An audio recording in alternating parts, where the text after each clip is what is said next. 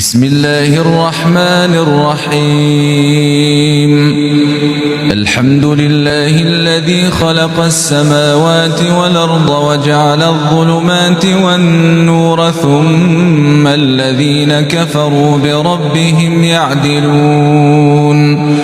هو الذي خلقكم من طين ثم قضى أجلا وأجل مسمى عنده ثم أنتم تمترون وهو الله في السماوات وفي الأرض يعلم سركم وجهركم ويعلم ما تكسبون وما تأتيهم من آية من آيات ربهم إلا كانوا عنها معرضين.